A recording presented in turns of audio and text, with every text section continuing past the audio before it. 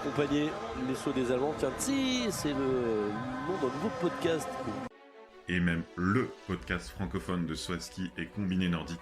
Chaque semaine, retrouvez résultats, analyses, statistiques et même des interviews passionnantes dans Tsi.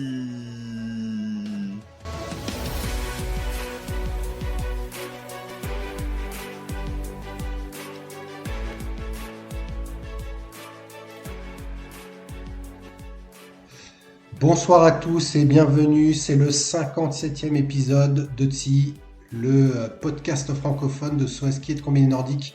Avec moi, Romain Adjoc 120 pour débriefer un week-end complet en combiné et en saut à ski. Comment ça va, Romain? Salut Will. Je suis fatigué, il m'a fatigué ce week-end.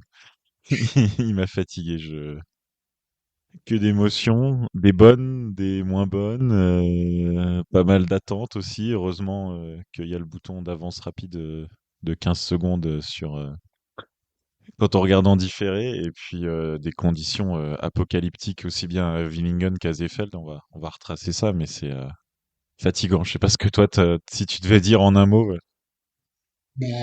J'aurais dit Apocalypse en effet, surtout pour Willingen. Et du coup, il y a pas mal de choses à débriefer. Et, une fois n'est pas coutume, en saut à ski, on va commencer par la performance avec un P majuscule d'un Français en Coupe du Monde avec les premiers points de Valentin Faubert depuis je sais plus combien d'années. Depuis 6 ans, enfin presque 6 ans, c'était en mars 2018 à Oslo par Jonathan Leroyd, le dernier Français qui avait marqué des points en Coupe du Monde. Je crois avoir vu que c'était le 10e au 21e siècle qui marquait des points. Et puis, et de belles façons, c'était attendu enfin, c'est attendu, c'est facile à dire depuis notre canapé, mais c'est vrai qu'il nous avait donné beaucoup d'espoir sur la tournée à Valentin. À Garmisch, je crois qu'il fait 32e, à Innsbruck 31e, ou enfin en tout cas il perd son duel de 0,3 points.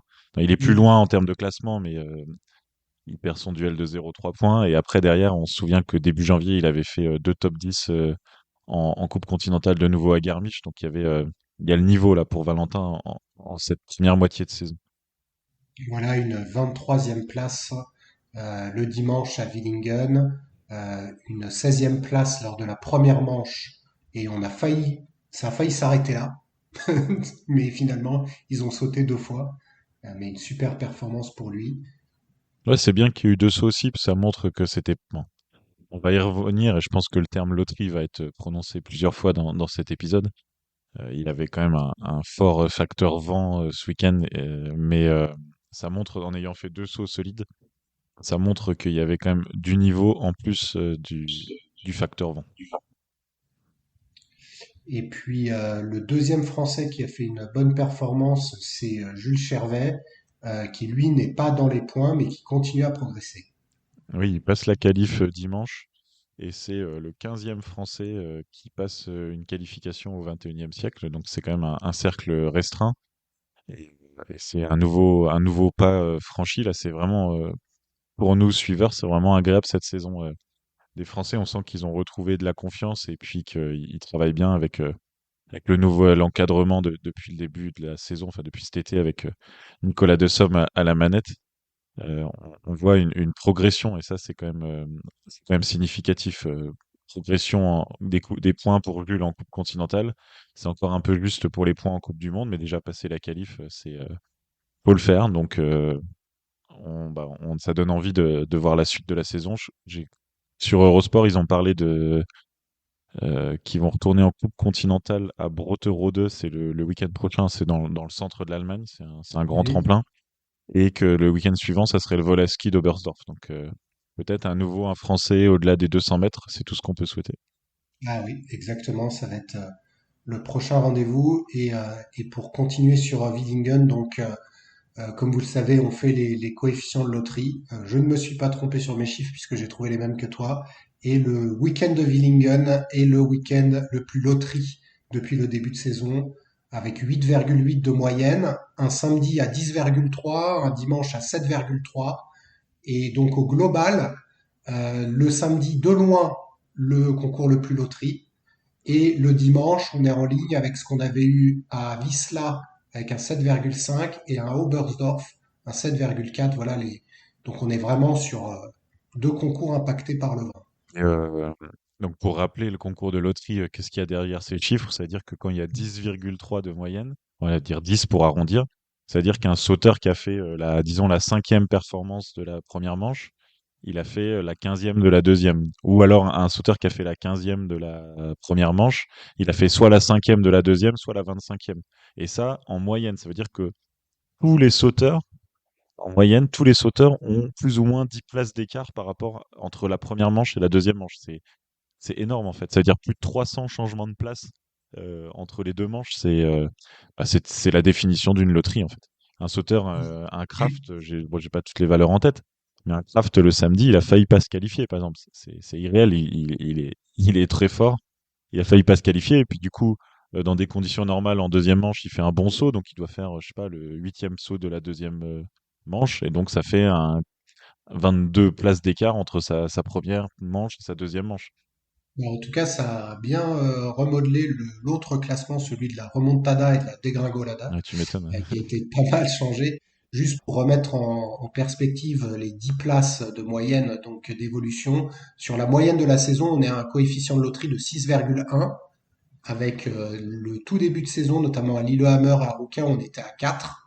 Et donc là, on est plus passé sur des 7-10. Donc voilà, j'ai pas ceux de l'an dernier. Ce sera intéressant de voir à combien on était l'an dernier à peu près Je à te ce trouve ça dans 5 000. dans 30 secondes, même Voilà, pas. mais donc une moyenne à 6 depuis le début de saison et donc un Widdingen qui est le Ouais, même concours pas le 30 plus. secondes. J'y suis l'année dernière, on était à 5,6 sur la saison. Ouais, Et le record de la saison, c'était 9,5 à Sapporo. Et donc là, c'est-à-dire on a bien battu le record. c'est ça. Et il y avait eu un Zakopane, non, même pas. C'était Sapporo. Il y avait eu deux fois au-dessus des 9 à Sapporo. Et sinon, c'était aussi des 7, 6, 7 quand c'était des épreuves déjà venteuses. Donc là, on a vraiment eu le week-end le plus venteux depuis 2 saisons. Voilà, mais ça confirme que quand on est autour de 7, c'est déjà bien venteux. Enfin, ça peut être venteux et stable, hein, mais là, on avait des compensations à 25, à 30, enfin, en tout cas le deuxième jour où j'ai regardé en direct avec l'app qui permet de voir les mouvements. Et Et, donc, ça a été et un peu compliqué parce qu'on est incapable de sortir un top, un flop, un oui, c'est ça. dégueulasse. Je pense que déjà, on peut dire aussi, parce que bon, voilà, le coefficient de loterie, on s'amuse, on fait des calculs sur Excel. C'est notre côté un peu geek. Mais il suffit de dire le nom du leader de la première manche le samedi et du leader de la première manche le dimanche pour savoir que c'était pas un week-end normal. C'est ça. Donc en Donc le samedi, c'est le Finlandais Antti Aalto qui était en tête après la première manche, qui se trouve complètement à la deuxième manche. Et le dimanche, il est même pas qualifié. Enfin, c'est pour vous dire hein, l'hétérogénéité du mec.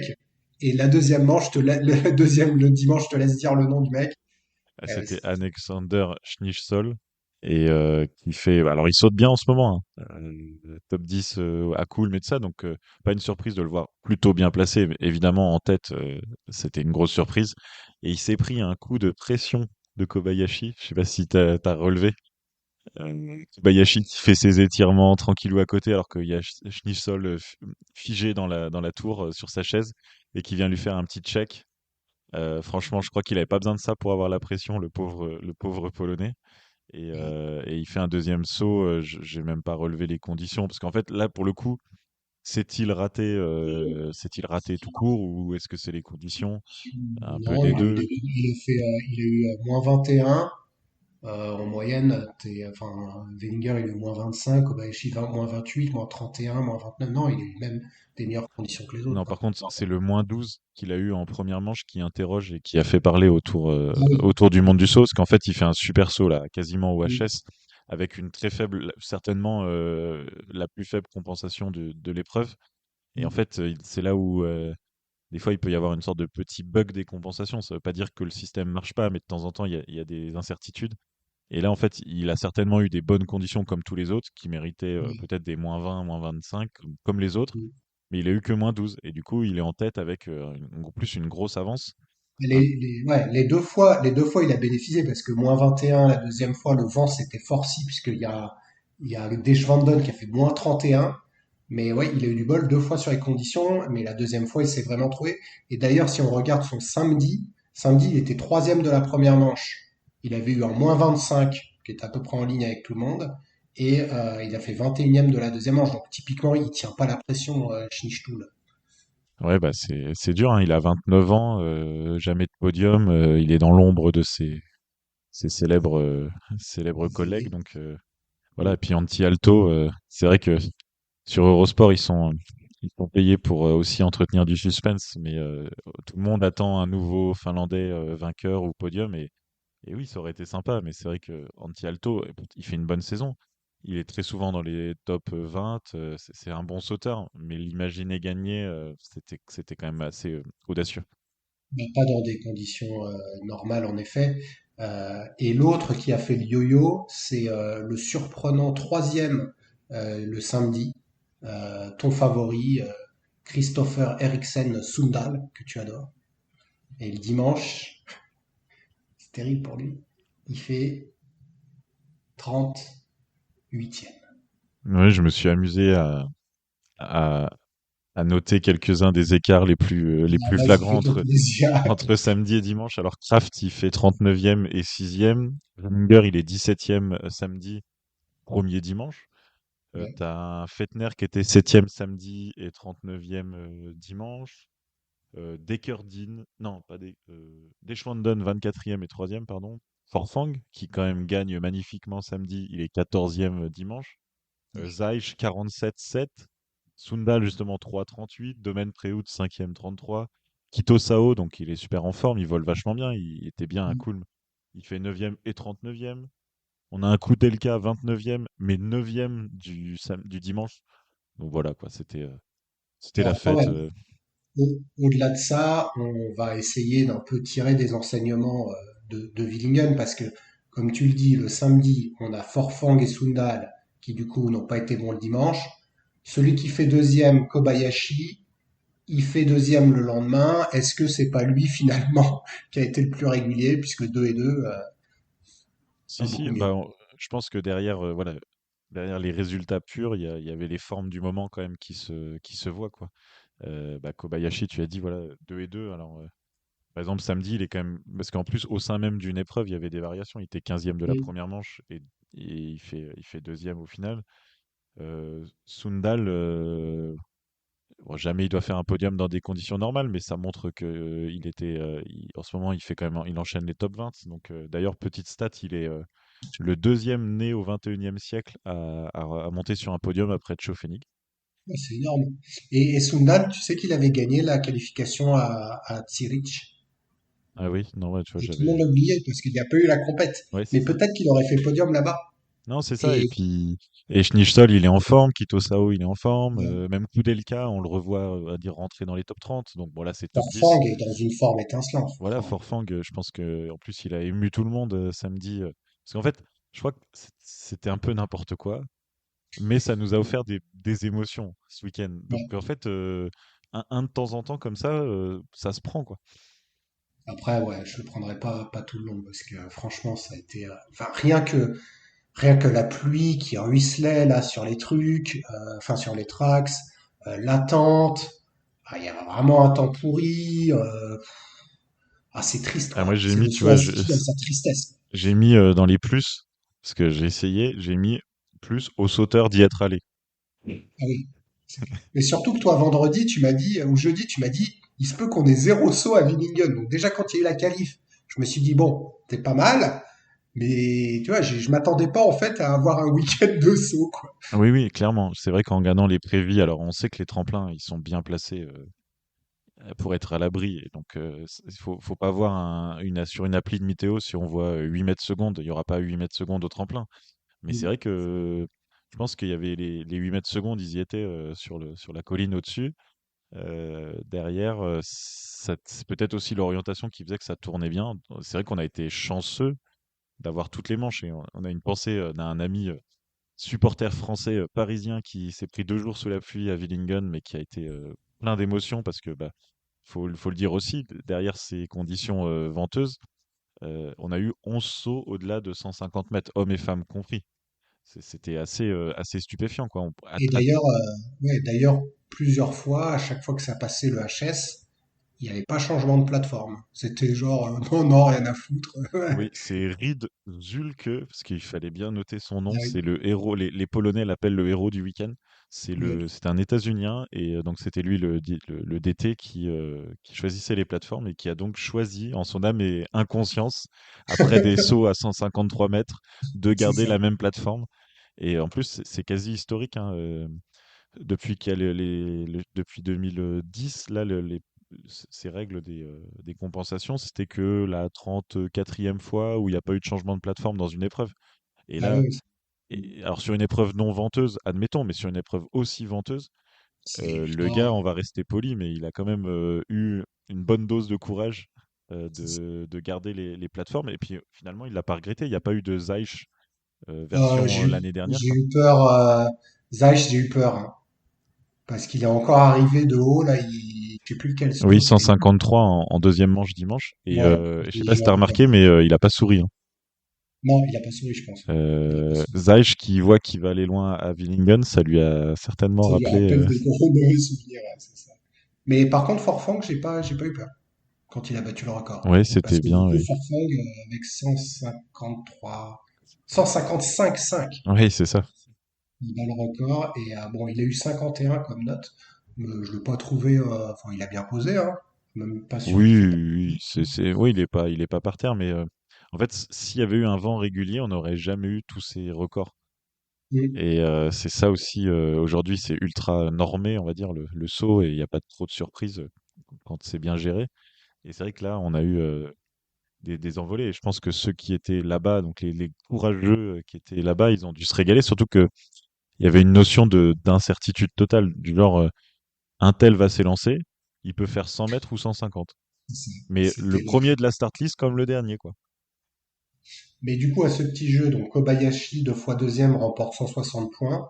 Wellinger, mine de rien, comme tu l'as dit, il a gagné le dimanche, 17e, il fait 114. Et donc, il rattrape Kraft, qui lui, avec son 0 et son 40, donc il n'y a plus que 178 points d'écart, avec un Kobayashi qui maintenant à 233. Et donc, Forfang, qui fait 118 points, avec une première et une 18e place. Donc, c'est rare que le deuxième meilleur sur deux concours fasse 118 points, quoi. Oui, Euh, aussi, ouais. Ouais. voilà. Et le dernier à faire 100, parce qu'il faut quand même le noter, ou presque 100, c'est Tchefening, qui fait 90 points. Son retour après son absence lors de la tournée polonaise. Non, il était déjà revenu. Non, à la tournée polonaise, où il était reparti s'entraîner, et lui, ça lui a fait du bien. Oui, c'est ça, ouais. Il a fait des bons sauts, surtout que là, il y avait quand même un côté un peu pré-Volaski ce week-end. Et en début de saison, on avait remarqué qu'il volait pas forcément très bien en fin de vol, donc là, c'était pas mal.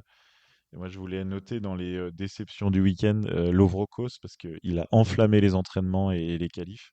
Et finalement, il fait 10 et 16e, donc c'est vraiment pas honteux, mais il a fait, surtout le vendredi, il a fait que des 150 mètres quasiment. Genre trois sauts, trois fois le HS, quoi. Et donc ça s'est pas converti. Alors condition ou pas, j'ai pas étudié en détail, mais c'était peut-être une occasion de manquer de monter sur le podium. Et, en effet, Lovrokos, au global, il est quatrième sur le week-end en incluant tous les sauts, devancé par deux Norvégiens, Forfang largement en moyenne devant tout le monde, puis Lindvik, puis Kobayashi Lindvik parce qu'il a gagné la qualif, et il a été plutôt correct, mais déception comme cause, je sais pas si tu l'avais mis dans tes déceptions, même s'il fait une cinquième place et une 11e place, ce qui est plutôt correct hein, au vu Oui, non, non, des résultats des c'était autres. pas du tout des déceptions. Ouais. Non, c'est Geiger, sinon côté allemand qui rentre pas dans les points, qui a été un peu dans le dur, mais je pense que on Ben, moi, verra. j'avais pas du tout les mêmes que toi, hein, donc Bah oui, forcément, de toute façon, on peut dire tout le monde. Si tu prends, ben oui. tu peux avoir une déception du samedi qui était bon le dimanche ou inversement. Non, moi Mais j'ai plus essayé de regarder. Donc, bon, moi le dégueulasse, il est polonais parce qu'il aurait même mérité de ne pas être cité, mais c'est Piotr Joua qui remporte mon. même pas qualifié, c'est ça? Il était horrible. C'est c'est le Casper du week-end, quoi. Alors qu'il avait été plutôt bon à Kulm, donc c'est pour ça que je l'ai mis là. Et comme déception, j'avais noté Stefan Kraft quand même, parce que ne pas se qualifier, c'est beaucoup de points perdus. J'avais noté Philippe Raimond, que je trouve moins saignant. Oui, Euh, et puis Pius, parce que, parce que parce qu'il est plus dedans, quoi. Non, mais non, Pius, typiquement, si tu devais faire une courbe de Pius, elle aurait quelle gueule? Ça ressemble à de la piste noire, quoi. sa Enfin, je veux dire, saison. le mec, il est en fond du Bah, c'est génial. il y a eu Engelberg, c'était magnifique. Et puis depuis, Bah, franchement, ouais, depuis la tournée, en gros. ouais, Donc, c'est ça. Mais il a tout son côté autrichien, la tournée, quoi. Je me rappelle, c'était à peu près correct avant. le pire, c'est que c'était les Polonais de Twitter qui sont toujours à l'affût des uns et des autres avaient dit dès novembre, donc dès Ruka, que Pius c'était l'homme des débuts de saison et que Ouais, ils font des mèmes avec un Pius genre en novembre-décembre, roi du monde, et oui. un Pius en janvier-février qui regarde ses pieds. Le calendrier du Et, Pius Paschke, et en ouais. fait, bah, il est en train de faire la saison habituelle de Pius Paschke, quoi. C'est étonnant. Après, attends, après, il est encore correct au classement général, hein, faut pas... Il est cinquième, mais c'est ça qui est fou, quoi. Ouais, Comment le mec mais est encore cinquième? j'en parlerai aussi dans la partie féminine pour Joséphine Pagny. En fait, le système de points est tel que quand tu gagnes une fois, tu fais deux, trois podiums, tu as pris tellement de points. En fait, après un 15e, t'imagines, pour avoir 100 points, si t'es 15e, il faut faire 6 fois 15e pour avoir 100 points, tu vois. Et là, ce qui est fou, c'est que donc t'as Kraft, Wellinger, Kobayashi. On va dire que eux, c'est bon, ils ont le podium. T'as Earl qui navigue à la quatrième place. Ouais, pas Après, t'as Jojo d'ailleurs, Pacheco, Erlin, depuis le week-end. Pas depuis Jojo non plus, hein. non pas Jojo, mais mieux que ceux que je vais te citer là, hein. Parce que cinquième Pacheco, Lanisek sixième, il s'est fait un genou. Geiger septième, pas qualifié deux fois. Huitième Ebuck, neuvième Lindvik. C'est-à-dire que Ebuck et Lindvik, comme ils sont corrects, bah ils sont pas si loin de remonter à la cinquième place. Et je trouve que pour Marius, c'est un objectif à se mettre. Et Ebok aussi, hein, franchement, avec le vol, on Mm. peut. Est-ce que tu prends ce pari-là que Ebok termine top 5 de la Coupe du Monde? Possible ça. C'est possible. Avec le vol et tout. C'est possible, ouais, ouais. Il reste Je sais pas s'il vaut en quatre, non, il Sapporo. reste 6 épreuves de vol, oui, en Coupe du Monde. Ouais, Oui, Pius, plus c'est bon. c'est alternatif sur. Oui, ça peut être Lindvik, un. c'est possible aussi, hein, parce qu'il est bon en Unique. vol. Ouais, puis je crois Deschwanden il est pas trop mal parce que bah là quand même un deuxième podium cette saison et donc un deuxième podium en Coupe du Monde. Celui-là, je pense qu'on l'avait pas vu venir et je pense que s'il est honnête, à mon Non, avis, il dira que lui non plus. c'est clair. Mais Donc bon, bah le il fallait. deuxième, du coup, comme révélation, t'avais qui dans tes petites notes? J'avais mis comme toi Tchofenig et Schnitzol parce que 2 fois huitième et puis après un bon week-end de Kulm, c'est-à-dire que c'est le meilleur Polonais du moment et c'est le meilleur Polonais du classement de la Coupe du Monde. Et Sundal aussi, c'était forcément obligé de le mettre. Kito Sao, on en a parlé. Et je voudrais rajouter Domaine Preutz, je trouvais plutôt correct. Et Casey Larson, parce que, attention, non mais, attends, parce que, en fait, Casey Larson, son histoire, c'est qu'il ne se qualifie jamais. Tu sais, il y a un Twitter qui le met à chaque fois là dans les trucs. Et là, Casey, il a quand même fait 35e. Tu l'as déjà vu classer 35e d'un concours? Non. Je me demande si c'est pas ça, mais 35 et 31e. Le mec a failli passer en deuxième manche. Je Ouais, mais pense que c'est son meilleur résultat de sa vie. On l'a non, jamais mais cité. ouais, c'est Jamais. vrai. Non, là, non, lui, non. Non, mais sinon, bah, après, dans les plus, on avait commencé la partie sur ça. Je pense que Valentin Foubert mérite aussi les honneurs et d'en reparler une deuxième fois dans le podcast parce que, quand même, en plus, c'était beau. Enfin, je trouve dimanche, et d'ailleurs, ça a été magnifiquement commenté par Guillaume Di Grazia parce qu'il est il est dossard 4, mais je crois qu'il est le deuxième à s'élancer parce que c'était avec les dossards de la qualif. Et en fait, il fait un vraiment beau saut. On voit qu'il tient en l'air, on voit qu'il y a vraiment des capacités de vol. D'ailleurs, tout le week-end, sur la bosse, il prend un peu de hauteur et après, il bascule dans la pente. Il met les skis bien à plat. Donc, c'est vraiment des belles capacités de vol. J'ai vraiment hâte de le voir vraiment au vol à ski. Et, et avec son 130,5, c'est commenté, alors qu'il faut qu'il en mette encore 18 derrière. C'est commenté comme le saut qui va lui permettre la qualif. Et parce que tout de suite, on a senti, d'ailleurs, moi, j'ai fait vraiment chez moi un petit saut. On a senti bah, Nicolas Jeanprouille, il en a parlé qu'il a mis un coup sur sa table, ça a fait déconnecter sa table d'enregistrement. On a vraiment senti, c'était pas une qualification 29e au raccro en espérant qu'il y en ait un qui tombe, tu vois. C'est vraiment un magnifique saut et qui a fait vivre aussi des émotions du saut, pas juste du résultat, des émotions d'un beau saut.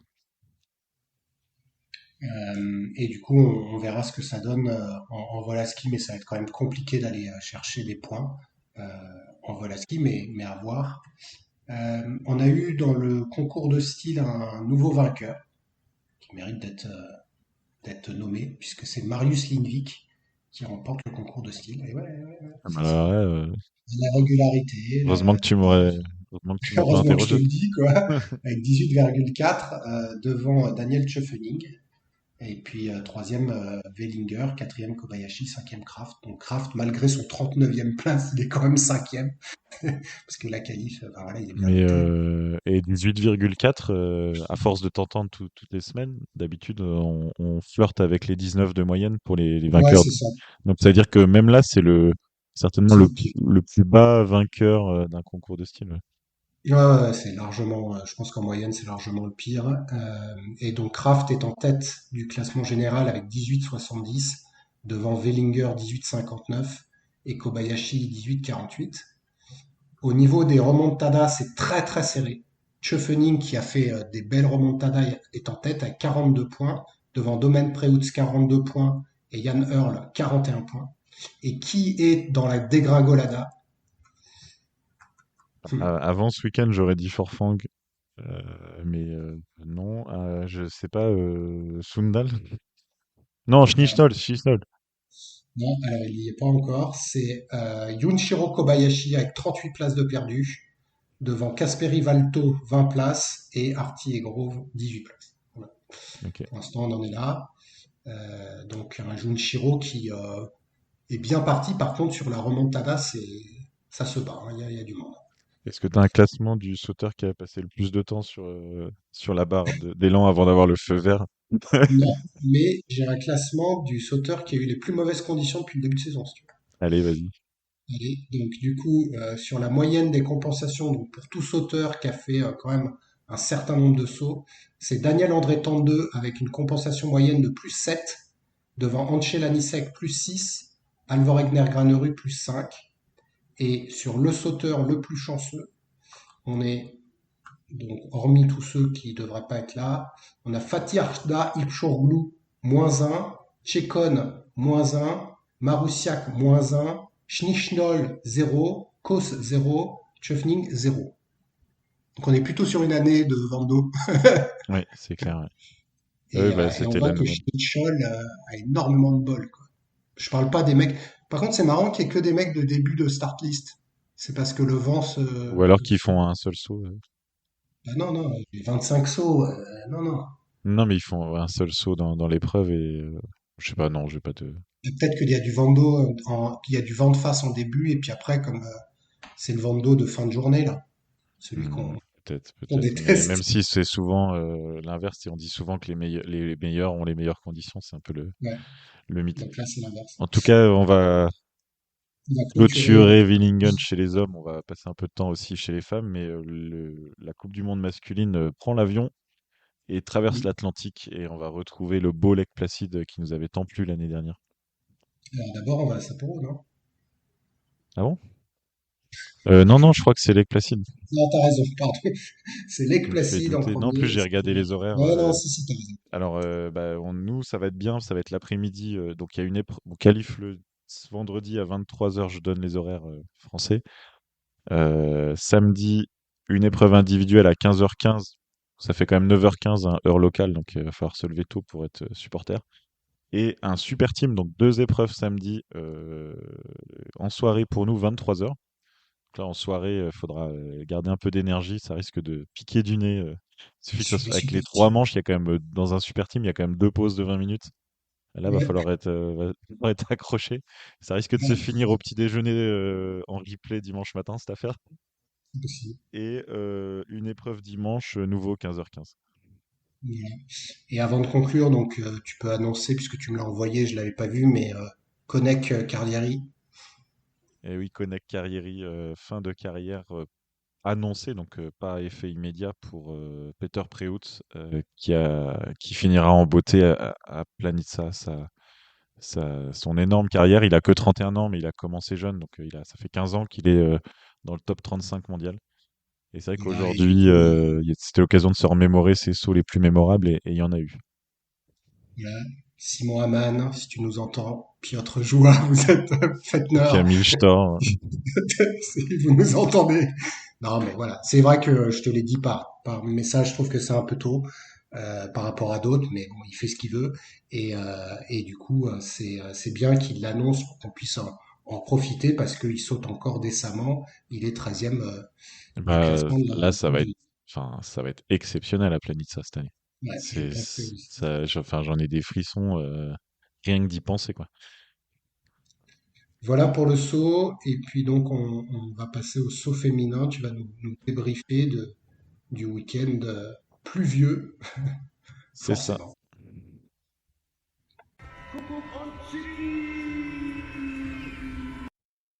Willingen chez les femmes, même topo que chez les hommes, du vent, de la loterie, des problèmes de traces en plus. Et il suffisait que c'était pas assez simple comme ça. Il y a eu aussi des problèmes de traces, donc d'eau qui s'accumulait dans la trace, qui a rendu les choses bien compliquées. Et on a une petite start list chez les femmes à Willingen. C'est un classique maintenant, 34 compétitrices seulement, donc des qualifs qui devenaient un prologue, des athlètes qui choisissent soit de se préparer pour les championnats du monde junior.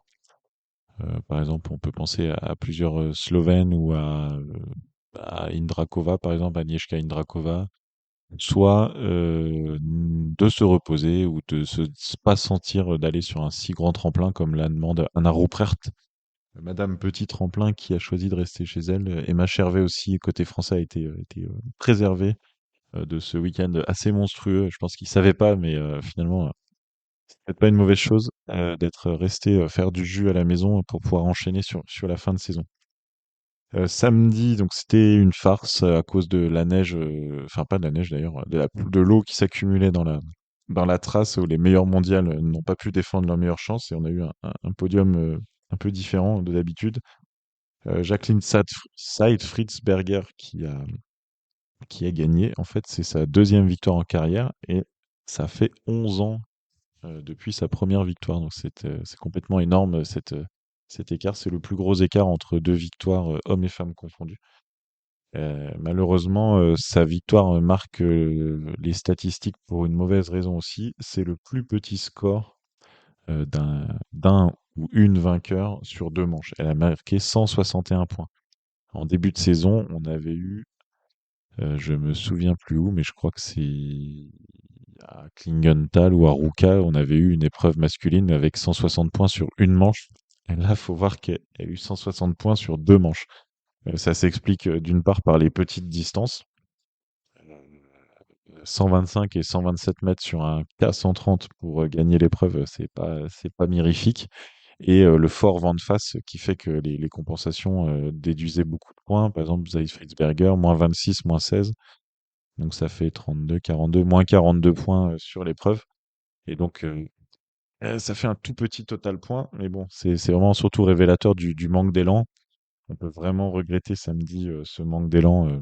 Je sais pas, il y a eu un saut au point K ou zéro, deux sauts, trois sauts au point K, mais c'était vraiment du point K tout petit, hein, 4 sauts au point K, c'était 130 et 130,5. Donc bon, voilà, pas de quoi sauter au plafond. En tout cas, samedi, deuxième place de Sarah Takanashi, qui fait son premier podium de la saison et qui donc continue sa série historique de podiums toutes les saisons depuis le début de la Coupe du Monde. C'est la 12e Coupe du Monde et c'est la 12e fois que Sarah Takanashi fait au moins un podium. Jusqu'à l'année dernière, elle avait même gagné sur toutes les saisons. L'année dernière, elle n'a pas gagné, donc la série s'était arrêtée, mais les podiums, ça continue. Et la troisième, c'est Katharina Schmid, Madame Willingen, hein, un peu, on se souvient de son très bon week-end l'année dernière, et qui volait bien, là, un peu, retrouver son style d'alouette au garde à vous, avec les skis assez resserrés, cette jolie forme de vol, et qui monte sur un podium dimanche pour la plus grande joie samedi, pardon, pour la plus grande joie du public. Dimanche sur le podium, c'est Silly Opset, Madame Écureuil. Ça a été un peu vilipendé sur les réseaux sociaux. Elle a une combinaison très large. Alors les combis, elles sont vérifiées 2 fois par épreuve. Donc c'est-à-dire qu'ils ont trouvé un truc, les Norvégiens, pour avoir cette combi extra large. Et évidemment, quand il s'agit de voler, ça aide. Mais pas que. Et Silly Opset, on sait, c'est la meilleure. Quand tout est bien aligné. Quand il s'agit de voler, elle est exceptionnelle. Elle a peu de hauteur. Et elle s'écarte vraiment beaucoup en l'air. Et puis, elle se pose pas une domaine au féminin. Ou ces domaines qui pourraient être un upset au masculin. Un podium dimanche plus révélateur des forces en présence cette saison, puisqu'on retrouve à la deuxième place Nika Preutz, qui fait un magnifique 146 mètres avec télémarque en deuxième manche. Et une troisième place de Yuki Ito. Donc sans bruit, Yuki Ito continue sa saison extraordinaire et enchaîne les podiums et est toujours à la deuxième place mondiale. On aura l'occasion d'en reparler. Donc dans les sauteuses du week-end, donc d'un point de vue point positif, bah, c'est Nika Preutz. Alors elle a vraiment pas eu de chance ce samedi, elle pouvait rien faire, elle pouvait pas être mieux que ce qu'elle a fait. Elle fait 16e et voilà, elle était dans la partie insautable. Et donc le deuxième, elle prend 96 points, Yukito prend 92 points sur le week-end. Donc toutes les deux, elles continuent leur petit bonhomme de chemin en tête de la Coupe du Monde. On 178 points d'avance quand même pour Nika Preutz. Gros coup d'arrêt pour Evan Pinkelnig. Seulement 20e samedi. Bon, pareil, elle était dans la période compliquée en première manche, mais on sent aussi que voler comme là à Willingen, c'était pas simple pour elle. Elle s'est tout simplement pas présentée dimanche et c'est pas sur blessure, hein, c'est plus on va dire blessure psychologique sur ce tremplin, ces conditions, ce vent, cette trace qui décélère. Mauvaise opération aussi pour Alexandria Loutit qui alors elle est quatrième et elle a vraiment bien volé en début de week-end samedi et même en première manche dimanche. Puis alors deuxième manche dimanche, elle nous a fait un lavage de carreau extraordinaire, mais c'était très effrayant, hein. Elle était cinquième de la première manche et là, elle fait 104,50 m et surtout, elle a eu beaucoup, beaucoup de frayeur. On a vraiment cru qu'elle allait tomber, déséquilibrée. Donc, on a retrouvé la Loutite qui fait des fautes en l'air, comme depuis Engelberg. Alors, elle s'était un peu calmée là, le week-end dernier à Ljubno, c'était bien. Et puis là, avec le vent et les mauvaises conditions de Villingen, ça a remontré son manque de stabilité. On va dire que si on doit se satisfaire, c'est qu'elle est retombée sur ses deux jambes et c'est le principal. Et la cinquième mondiale, c'est toujours Joséphine Panier, qui n'a pas vécu un beau week-end non plus. Elle fait 24e samedi, donc pareil, elle est envoyée dans des conditions infâmes. Et elle avait aucune chance. Elle se qualifie même de justesse. Elle fait quand même un meilleur deuxième saut, 16e. C'était pas extraordinaire, mais c'était mieux. Et dimanche, dans une épreuve quand même qui était mieux gérée par le jury et qui était un peu plus équitable, elle fait encore un premier saut bien compliqué. Alors en fait, elle a eu des conditions, les moins bonnes conditions. Alors elles étaient de face comme pour tout le monde, mais elle a eu les moins bonnes conditions de la manche, j'ai envie de dire de nouveau, quoi. Et assez largement, là, il y avait la petite incrustation. On voyait que le vent était quasiment pas de face. Donc ça pardonne pas 100,50 m, hein, quand il n'y a pas de vent de face alors qu'il y a très peu d'élan. Ça pardonne pas et elle fait dans des conditions redevenues à peu près comparables aux autres compétitrices. Elle fait 130 mètres, donc elle atteint quand même le point K en deuxième manche. Donc et elle remonte 14 places, enfin 10 places pardon, pour venir à la 16e place. Donc Joséphine Bagny, elle s'est toujours sautée. Il y a toujours un mythe d'un petit manque de confiance. Ça a été étudié sur Eurosport. Des petites erreurs quand même, mais aussi depuis quelques semaines des conditions pas simples.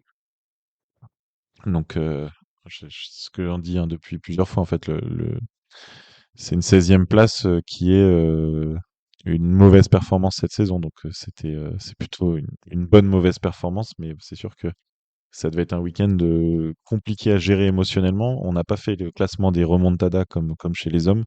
Je pense que sur le week-end, à mon avis, c'est Joséphine qui a marqué les plus grosses remontées. On notera que Emma Klinec était toujours absente. On parle d'une suspension par sa fédération. Ce serait pas un problème de santé, ce serait plutôt un problème de suspension après un comportement qu'elle a eu au Japon. On a Abigail Strait qui s'est blessée cette semaine et qui sera absente on ne sait pas combien de temps, plusieurs semaines d'après elle. C'est dommage, elle était vraiment en forme ces dernières semaines. Et on notera que Erin Maria Kwandal est toujours absente.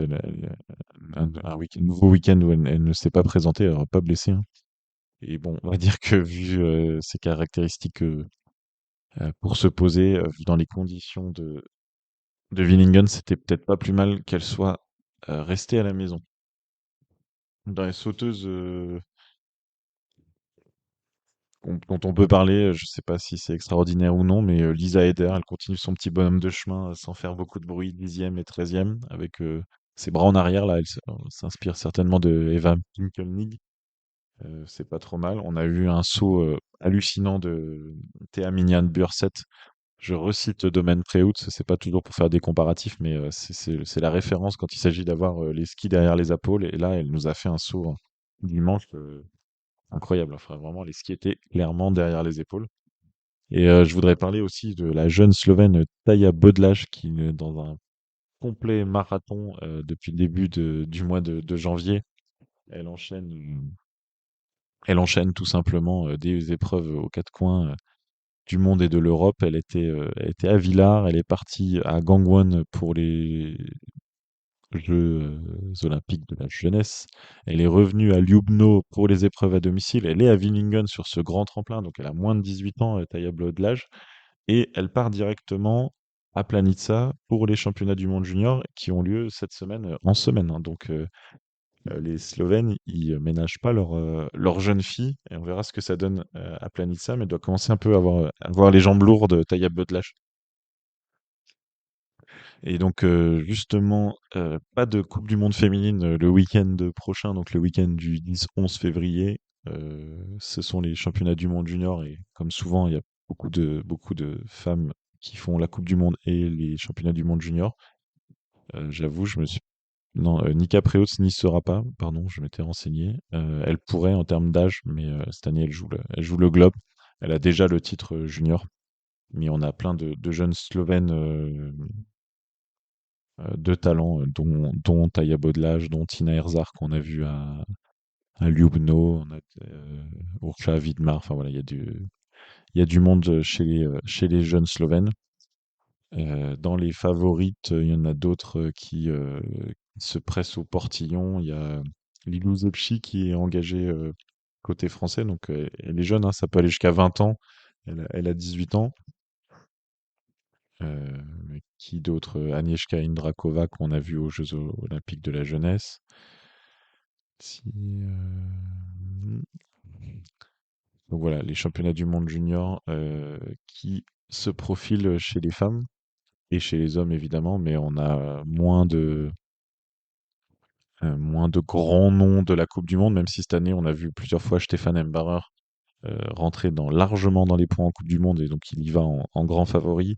On a Tate France, l'États-Unien aussi, qui va se défendre. C'est pas gagné d'avance pour Stefan Embarer.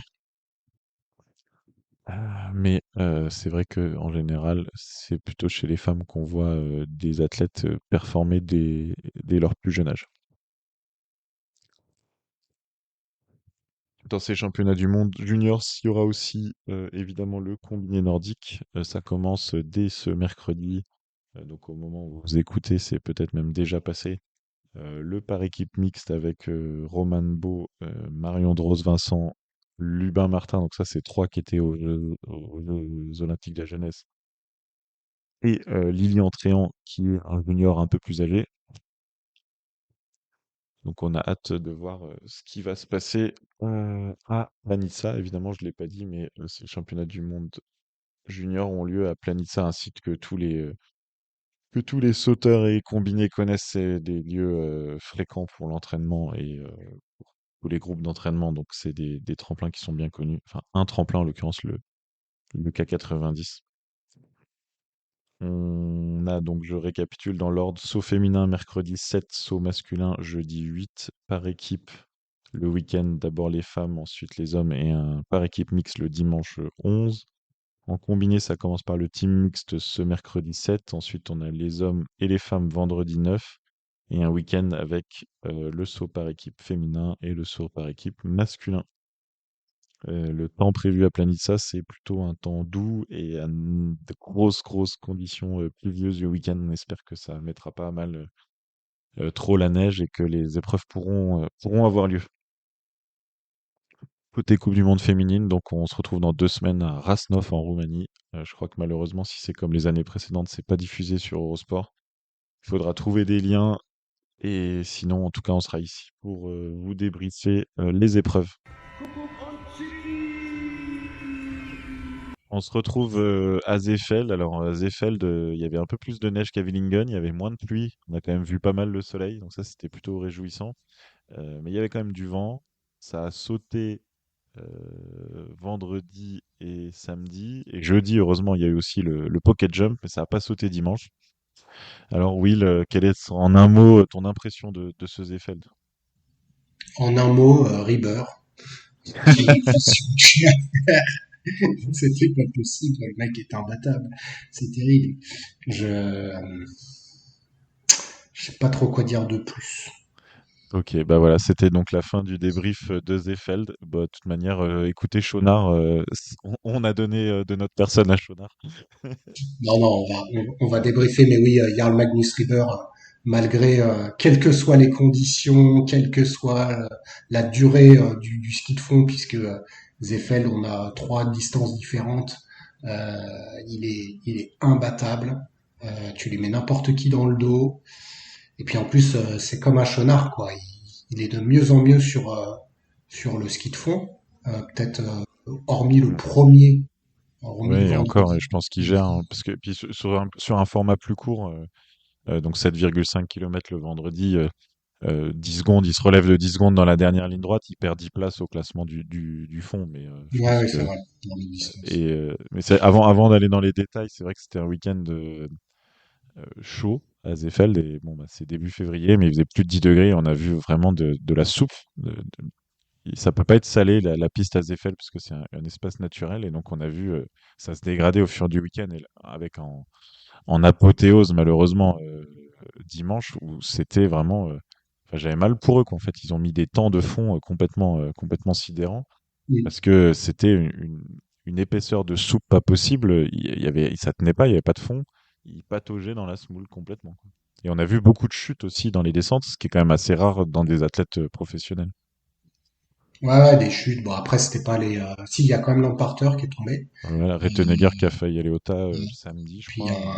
un Ukrainien, ou je sais plus d'où il vient, Et Niki Turovski, le Finlandais. Enfin, il y a quand même eu qui a fait une grosse chute. des gros gamins. Mais du coup, donc un triple dominé des pieds et de la tête par Jarl Magnus, c'est pas une surprise. Et puis on l'avait dit, il avait un peu de revanche puisque il n'avait pas gagné le triple depuis 2 ans, donc c'est chose faite. Il Ouais. est de nouveau le meilleur à Zefeld. Surtout que le format, le nouveau format, parce pendant longtemps, on a eu un triple avec un cumul des écarts. Et là, pour donner plus de suspense, c'est des épreuves indépendantes, on va dire, avec seulement quelques points de bonus pour on va dire quelques secondes de bonus qui se prennent d'une épreuve à l'autre. Mais c'est Donc ce que c'est quand j'allais même, te dire, j'ai pas vu les résultats finaux en fait. en C'est fait, qu'il y en c'est a beaucoup. le résultat final, c'est le classement de la dernière épreuve Ah, d'accord, ok. du dimanche, donc qui valait 200 points quand vendredi et samedi valaient 50 points pour le vainqueur. Mais au Ouais. final, le premier gagne 25 secondes de bonus, le deuxième 20 secondes et le 15e il gagne plus rien. Donc en fait c'est quand même assez, c'est fait pour être compacté. Mais Mhm. c'est vrai que le vendredi quand je vois Rieber dans la dernière ligne droite se balader et taper les mains des spectateurs, je dis attends, eh oh. D'ailleurs je crois que le commentateur aussi dit il faut qu'il finisse fort. Il y a le cumul. Du coup c'est l'écart. Et en fait non, il finit premier, il a un nombre forfaitaire de secondes d'avance, quel Quel que que soit soit le film. l'écart. Et donc bah, ça doit quand même te faire plaisir. Le deuxième, c'est notre bon Jürgen Grabach qui s'est quand même super bien battu tout le week-end, mais qui a rien pu faire contre son coéquipier, mais il était le meilleur du reste du monde. Bah, Jürgen Gravak qui saute très très bien. On retrouve, il avait déjà bien sauté à Schonard et bien sauté à Aruka. Alors Aruka c'est un grand tremplin, mais là franchement s'il commence à sauter aussi bien, bah voilà si Rieber n'était pas aussi bon, typiquement Gravak parce que ça fait partie des 5 meilleurs fondeurs au monde en combiné hein, bien sûr. Il est impressionnant et ouais, cette baraka en ski de fond, on l'a vu hein, dans tous les duels qu'il a eu avec du coup plutôt les Autrichiens, donc le Stefan Reitenegger, Lamparter et un autre jour c'était Oftebro. Il est à chaque fois au-dessus des trois et donc il fait c'est quoi deuxième et deuxième. Et deuxième. Le premier des êtres humains. Premier des êtres humains.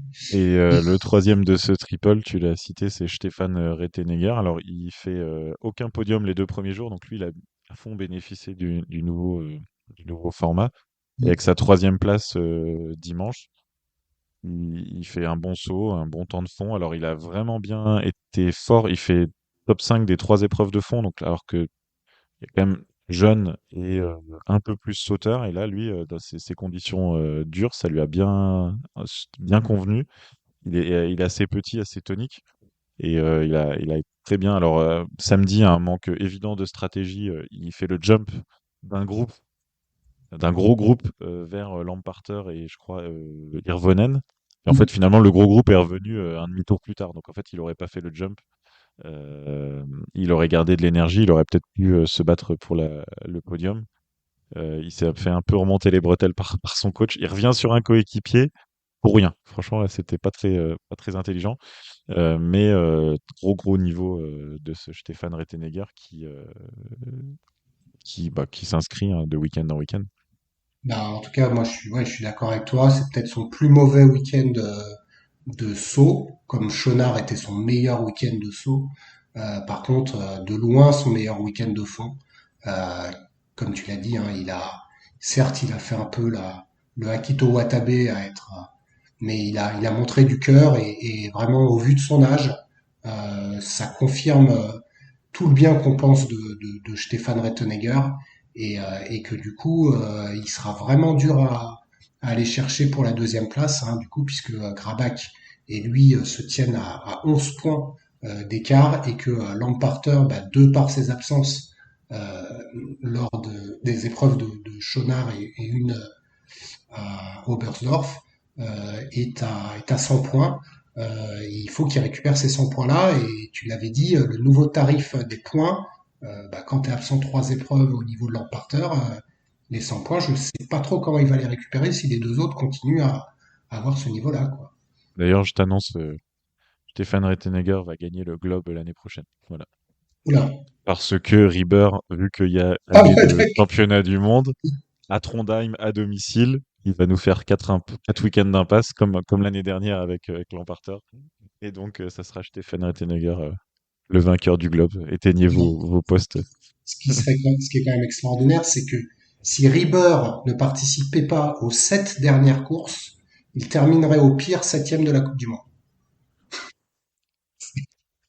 Ouais. Non, mais... Tout est dit sur Rieber. Donc, tu l'as dit, Stéphane Rattenegger, troisième du dimanche et donc troisième du total. Johannes Lamparter, troisième le vendredi. Jens Lura-Softebro, troisième le samedi, qui, eux, sont les deux qui font quatrième et cinquième. Donc, globalement, voilà, ces cinq-là ont animé le triple. C'est aussi les 5 premiers du classement de la Coupe du Monde. Oui, et ça faisait du bien de revoir Lamparter, hein. Il a manqué 2 week-ends quand même. Mm. Et bah, j'avoue, je l'avais pas mis sur les podiums parce que je pensais que quand on revient de maladie comme ça, il y a souvent un temps de remise en route. D'ailleurs, il dit qu'il tousse toujours beaucoup. Bon, Mm. bah, pour quelqu'un de malade, il fait troisième, comme tu as dit, 3, 5, 4 sur le week-end. Alors, des temps de fond un peu plus difficiles euh, à son niveau, entre guillemets, hein, toujours très bon, mais voilà, il en manquait un petit peu par rapport à son début de saison. Donc, c'est ça le facteur maladie, c'est qu'il fait 4 cinquième au lieu de faire deuxième, mais Mm. c'était quand même un très bon niveau. Et Oftebro, c'est vrai que c'était une fusée sur les skis de fond ce week-end. Et il Et revient bien aussi, mine de rien, depuis sa commotion de Ramsau, c'est son meilleur week-end. bah, son meilleur week-end en fond, mais je trouve en saut, il est plus timoré. Et quand il se battait là avec Lamparter et Julian Schmidt l'an dernier, il était dans les 10 en saut et là clairement, hormis sa chute, bah, voilà, le Oeftebro malheureusement, j'ai peur que tu vois que tu dis Lamparter il a été malade, bah, une fois qu'il sera mieux, il peut jouer encore mieux que ce qu'il fait, même si c'est dur à dire, mais là Oeftebro, j'ai peur qu'il a encore un blocage en plus. Ça va être dur de son côté.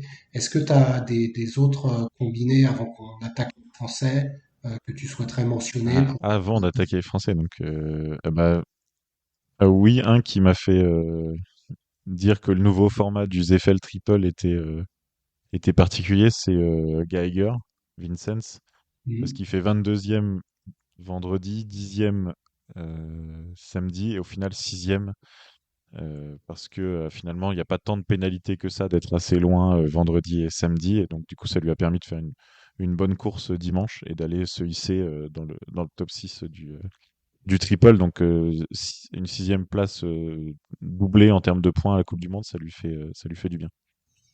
Alors moi, je trouve vraiment j'ai l'impression que les bons fondeurs ont profité de cette mauvaise qualité de neige pour être encore meilleurs. Et alors les mauvais fondeurs, ils ont galéré un max. Thomas Rettenegger, Franz Josef Röhrl, Marco Hainis, même Christian Ilves. C'est, tu vois, là on disait, c'est le wish de Rieber, le Rieber wish. Mais là, il est retombé dans le, dans le truc parce Ouais. qu'il, ouais, c'est pas des conditions pour des mecs comme ça, quoi. Ah, tu Toi, m'avais vendu un Ilves le week-end dernier. Moi, je le mets dans mon truc de pronostic. Et là, déchantage complet. Désolé. Et Ouais, effectivement, ouais, ouais, mais je savais pas que ça allait être une mauvaise piste comme ça. Si tu me l'avais dit, je t'aurais vendu du Järvonen, du Rudзek, un petit Manuel Feist, mais je peux pas te vendre du Ilves sur une condition comme ça. Mm.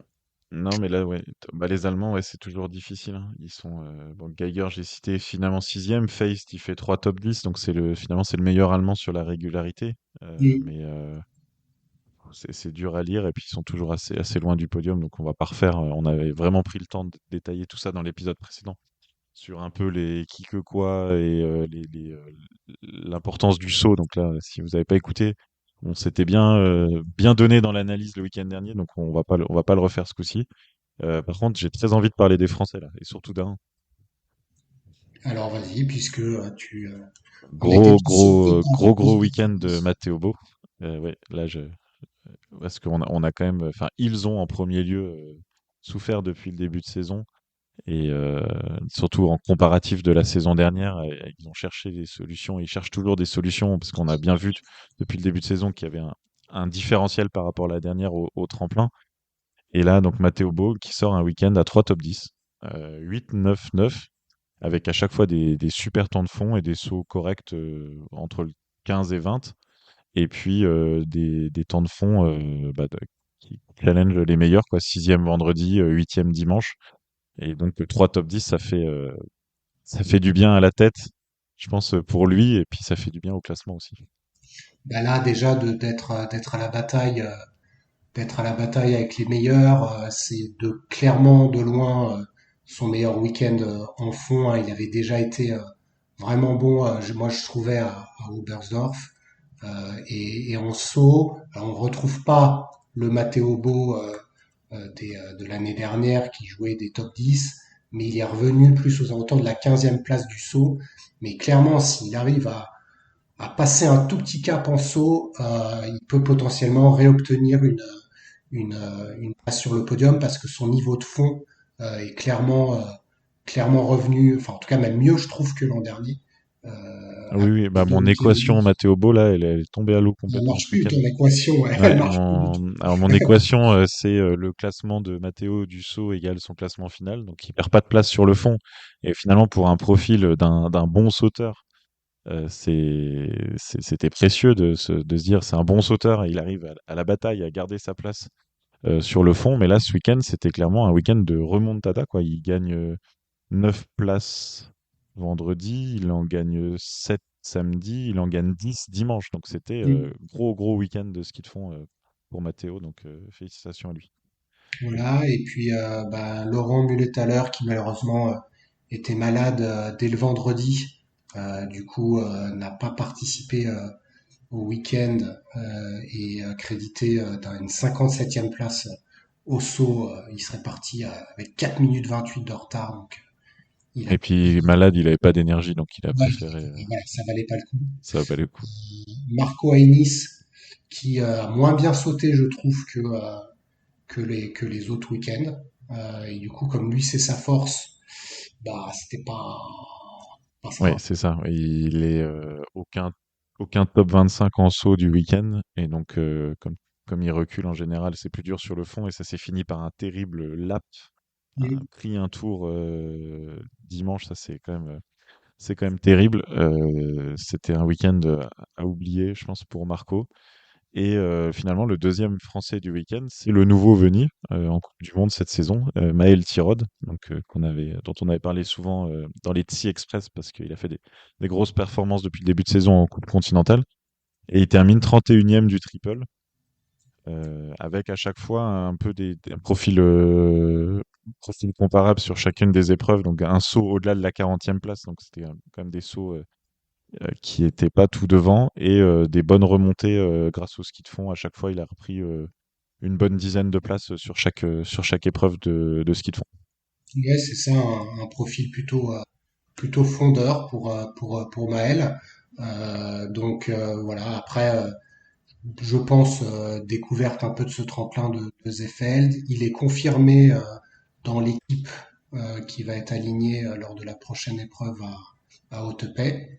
Et tu l'avais envisagé, et du coup c'est confirmé aussi, Gaël Blondeau intègre l'équipe, et du coup c'est Laurent qui n'est pas au départ, je pense, du coup, pour ce Oui, c'est ça. souper, Voilà, j'imagine. voilà, c'est ça. Je pense que c'est vrai. Tu dis, je l'avais envisagé vendredi quand tu vois qu'il était malade, did not start le reste du week-end. On a vu l'emporter, hein. C'était une maladie, c'est 2 week-ends, hein. C'est Mm. le week-end où tu es malade et puis une semaine pour s'en remettre. Donc c'est vrai que j'avais assez rapidement pensé que Gaël pouvait être sélectionné. Malheureusement pour Lolo, et tant mieux pour Gaël qui vient supplanter. Et puis on va espérer des grosses perfs de sa part. Il est aussi l'année dernière, on l'avait vu en Coupe du Monde et il marquait quand même régulièrement des points. Et à l'époque, c'était le top 30 qui marquait des points.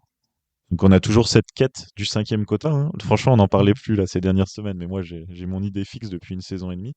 Mm.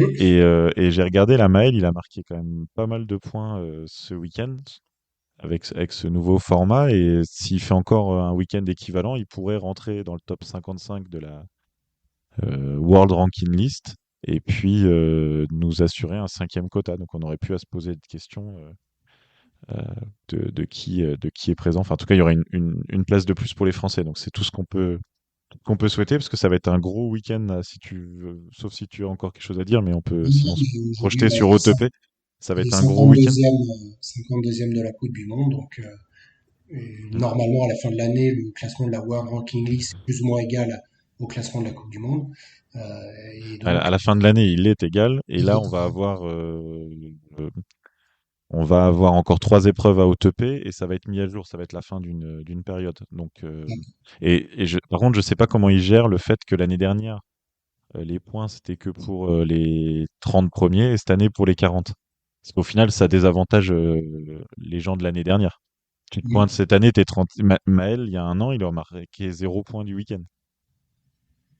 Et donc là, c'est bien comme ça, parce qu'au final, c'est ce j'avais dit dès la fin de saison dernière, c'est ce système de World Ranking List que sur ceux qui marquent des points. Ça permettait à un mec qui faisait une fois genre 26e, il était Mm. assuré d'être dans le top 55. Parce qu'au final, tu vois, des profils comme Maël, 34, 39, 31, à la fin, c'est 0 point. Alors que l'autre, il peut faire 26e sur un coup de bol et 50, 50. Finalement, il était meilleur au classement, tu vois. Donc, En tout cas, là, la 55e place, pour l'instant, c'est 12 points. Étant donné qu'on a fait 14 épreuves et qu'il y a 21, on va penser que la 55e place peut se jouer aux alentours de 20 points et que donc aujourd'hui, Maël Tirot, déjà, avec son total, ça pourrait suffire. Mais bon, s'il ne met 0 point à OTP, ce qui me paraîtrait, ça Ouais, paraîtrait étonnant, ouais. bizarre Mm. au vu de ses places entre 30 et 40. Le seul truc qui était ah oui, mais non, il y a quand même un truc, hein. C'est que il a mis 20 points, mais il a mis 20 points du triple. C'est-à-dire que sa 31e place, en fait, elle en vaut 5. Donc en fait, il en a mis 9. Donc il a été lui quand même bénéficié le fait qu'il était au triple. Oui. Bah, Parce que oui et 31e non, du parce qu'en fait, triple. le vendredi et le samedi, c'est Ah divisé oui, par c'est deux. bon, c'est bon. En fait, à la fin, ça se compense. Ouais, Parce que tu vois, il aurait dû marquer 6 points vendredi, il en a mis 3. Et il en aurait dû marquer 2 samedi, il en a mis un. Et à l'inverse, par contre, il a eu la bonne idée de faire sa meilleure perf le dimanche. ouais, c'est ça. Bon, en fait, il a fait 24. En effet, il aurait fait 20 ou 19. Donc ça se compense. Mais voilà. Donc intéressant à suivre. On verra le classement de la ranking list pour voir comment ils ont pris en compte les points de l'année dernière. Après, ce qui est important, c'est la fin de l'année. Donc, parce que le quota, ouais, mais là, on l'a la ranking En list. fait, Ah non, c'est la ranking list, elle est actualisée à la fin de chaque période. Et oui, donc, c'est ça. ça va être actualisé après OTP. Donc, ça peut être un cinquième quota pour les derniers Oui, c'est ça. week-ends de l'Arty, Oslo et Trondheim. Donc, ça a quand même Écoute, du sens je vais juste de ouvrir faire ça peut faire une fin de saison à 5. la War Ranking List de Shona. Alors, la période 4 de l'an dernier et la période 3, ah, mais j'en ai aucune idée en fait. Ouais, j'ai regardé, mais c'est un peu compliqué. Il faudrait diviser. Je vais Mais taper les... faut juste dire que comme il y avait peu de points en jeu l'année dernière, aux alentours de la 50e place, je, je, je En suis fait, optimiste. la 55e place était à 18 points après la troisième Working List. Donc, on va dire qu'il y a un petit peu de points. Donc, c'est ce qu'on dit. Ça va jouer à 20, 25 maximum. Donc, je pense que on est bon. Mais bon, à suivre. À Voilà suivre. pour Et Zefet, si, tu vas et du coup, ajouter. ouais, c'est quand même un. Ouais, non, bah, OTP, c'est enchaînement un peu de la mort qui tue, parce qu'au final, Shonard, triple de Zefel, 3 épreuves à OTP. Sur 15 jours du calendrier, il y aura eu 8 épreuves sur 21 de la saison. Donc, c'était la période où il fallait pas être malade, par exemple. Imagine notre Reaver aurait été malade, ça aurait été dur pour lui, parce qu'il y a 8 sur 21, c'est plus d'un tiers de la saison en 15 jours. C'est vrai. Et par contre, ça va mettre fin à une grosse période parce qu'après, on a 4 semaines sans épreuve. Magie du calendrier de la FIT. Voilà, donc OTP, on aura un mass start. Euh, donc mass start, c'est pareil, mais à l'envers. Euh, c'est ça, hein, je crois. Oui, oui, c'est fond d'abord et saut ensuite. D'abord, et puis soit après. Donc potentiellement une victoire d'un sauteur, hein, donc à suivre. Mais en tout cas, On se demande c'est bien comme ça qui. que Matteo Bo.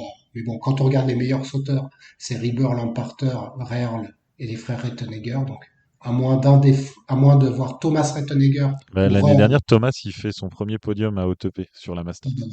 Donc, tu vois, si tu veux mettre une petite pièce, il Une faut pièce sur Thomas, hein. Je vais sur peut-être mettre Thomas une vendredi. pièce.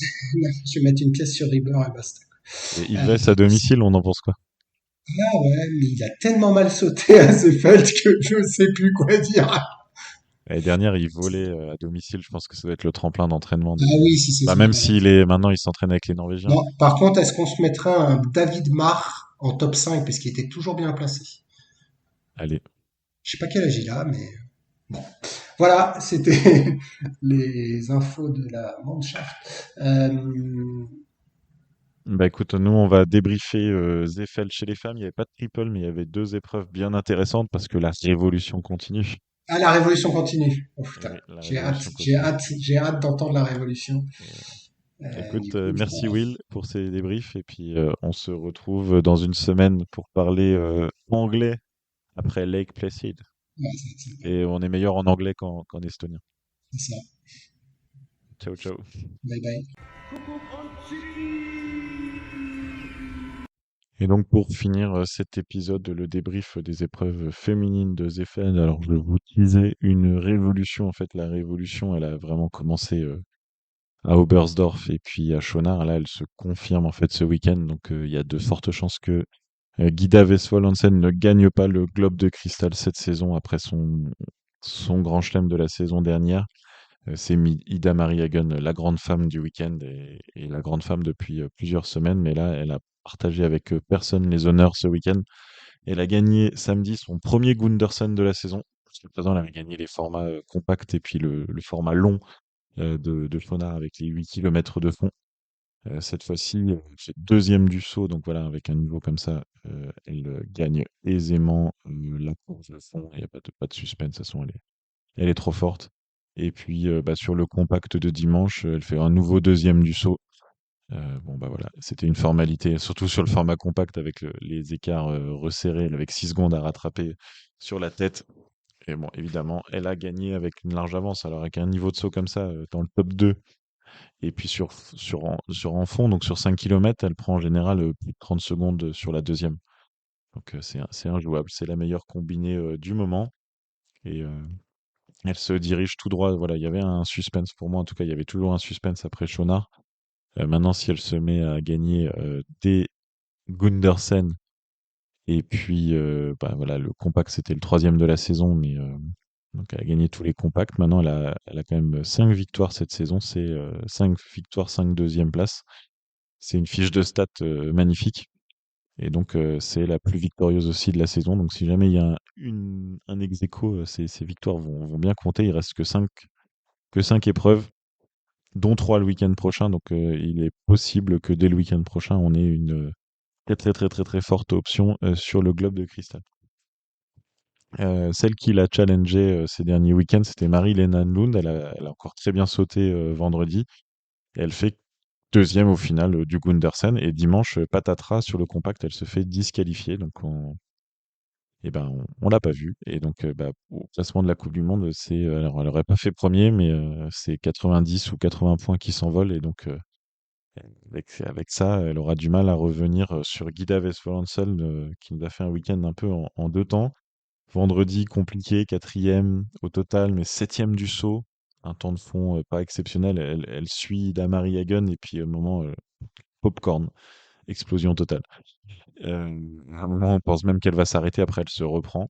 Et puis dimanche, bah, déjà, elle regagne une épreuve de saut. Ça faisait un moment que c'était pas arrivé. Et puis, il y avait du mieux en saut, et puis elle n'a pas été inquiétée pour la deuxième place sur le ski de fond.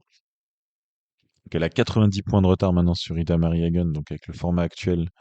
euh, il faudrait que Ida Marie Hagen se trouve, mais on l'a vu, elle a toujours été dans les deux. Donc, mathématiquement parlant, si Guida fait 1 les 5 fois et Ida Marie Hagen 2, eh ben, ça sera un globe pour Ida Marie Hagen.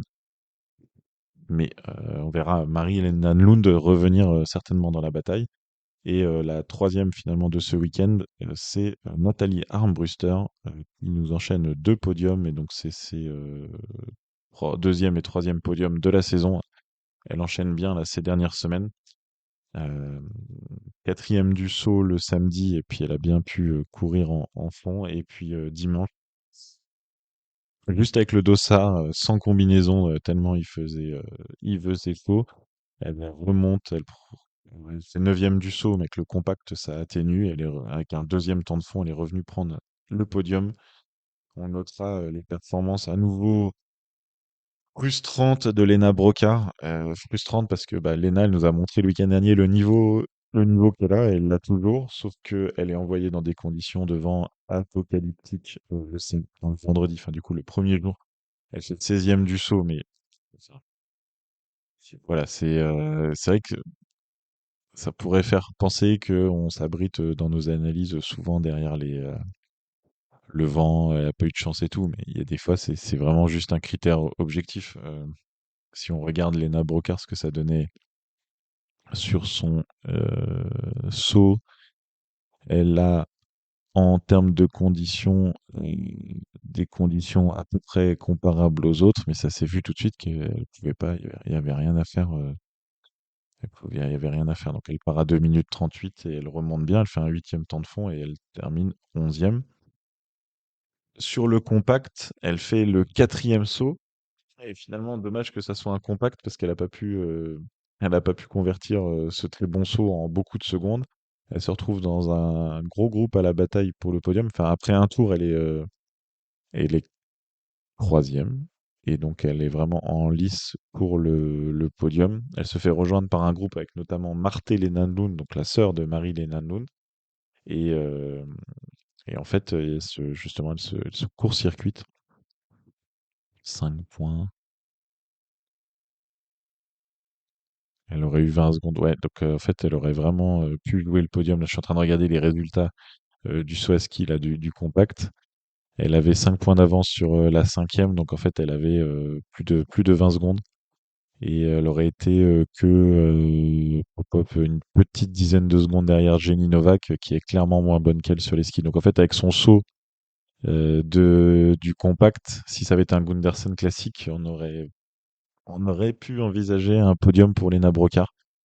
Bon, là, les épreuves sont ce qu'elles sont. C'était un compact et elle s'est pris les skis avec Marthe Lenanloun et donc ça lui a pas permis ça a fait un coup d'arrêt dans sa course et donc sans que ça la démobilise, elle a pas pu jouer le podium. Elle termine 9e.